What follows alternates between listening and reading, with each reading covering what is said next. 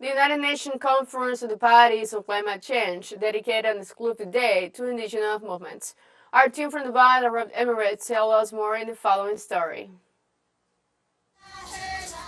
At a COP28 summit where social and indigenous movements are in the minority, indigenous women made their voices and their native instruments heard in the streets of Expo City, where the UN Climate Change Conference is being held. We are here to show the whole world that there is no negotiations without the word of the indigenous peoples. There is no hammer to be banged in negotiations without our voice. That is why we are here. For the first time ever, Brazil arrives at a COP summit with a Ministry of Indigenous Peoples, in addition to being the nation with the largest delegation in its history.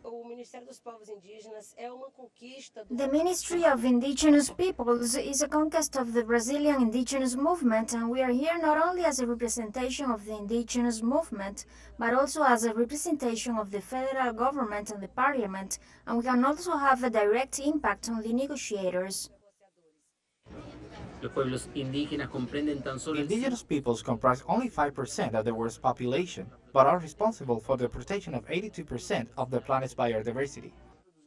Governments give very little importance to what we constantly bring as a message, so that the dialogue that we had both in the preparation of the indigenous debates and here in the indigenous pavilion, discussing our guidelines and demand is precisely unifying the force of the indigenous people of the world in the debate against climate change.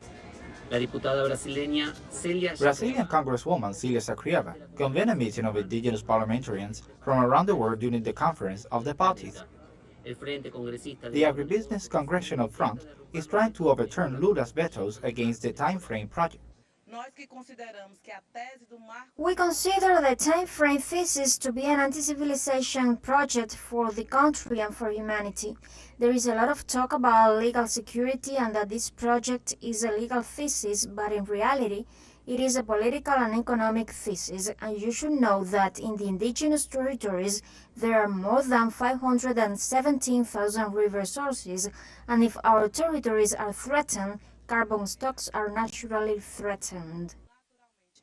Today, indigenous movements are recording for themselves what is happening in the biggest climate event on the planet, where discussions are dominated by government leaders, NGOs, and businessmen.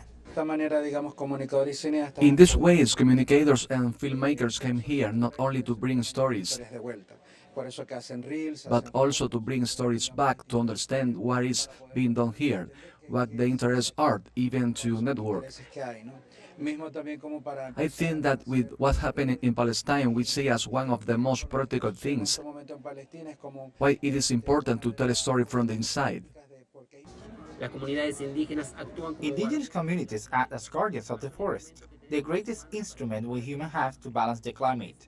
In turn, they are on the front line of the extreme weather events. Their voice is that of the future of the planet.